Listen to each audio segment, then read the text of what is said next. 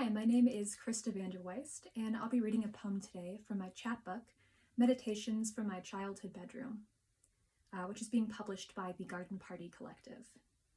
Very fittingly, I'm doing this reading from my childhood bedroom. The poem that I'll be reading is all about looking back on childhood experiences and realizing that they were not at all what you thought they were. This poem is called The Mermaid and the Nudist. Part 1. Crayfish hunting. I used to bike around Gurnee with the neighborhood boys and my sister.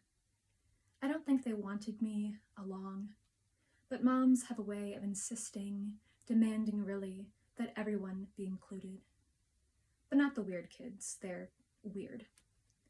On the park trail, 2 doors down from my house, we took a sharp left, so sharp that the trail cut a hole in my left eyeball and inserted gems into my retina, transforming it into a kaleidoscope. A stream of water trailed down from an unknown source, a sheet of pristine glass luring me to water. "Stop," shouted the oldest boy. "If you stick your hand in too far, the crayfish will get you." "Let them be my sirens," I wanted to tell him, though at the time I had no idea what a siren was, or a crayfish. From farther up the stream, we saw a girl, scarcely clothed, painting murals in the water. When she saw us, she fled, startled, and I imagine she jumped into the stream, sprouted a tail, and befriended the crayfish. If I were to go back to that spot now, take that sharp left, the trail would smear my eyes with dirt, the sirens would yank me into the water and let the crayfish devour me. Before they took that last bite, they'd thrust me to the surface, make me see the space the way it truly was. Crushed beer bottles, condom wrappers, one of those couches people kick to the curb, a toilet sitting back behind the shrubbery, a mermaid's throne. Now I know she was homeless. Part 2. In the Drainage Ditch. Her name was Brittany, and she'd grow up to be one of the popular girls. But this was 4th grade, and no one cared what you looked like as long as you weren't weird. And you'd know if you were weird, because kids never know how to not stare.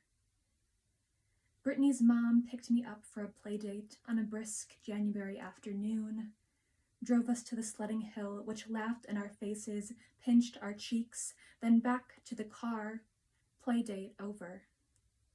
I know a place.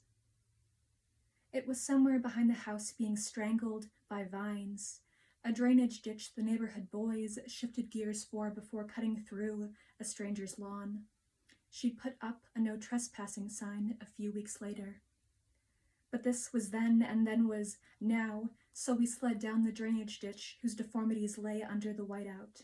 We ran back up the hill, and if we uncovered any grass, we didn't see it. Switching sides to a steeper slope, my eye caught sight of movement. A girl in the window of the house, naked, curled up in a ball, staring out at us until a car door slammed shut and 2 men climbed out. To this day, I can't remember the shape of the car or the statures of the men or the color of the house. But I remember the white ground, the boot tracks, how she retreated from the window when she heard the slam, and how the vines seemed to follow her.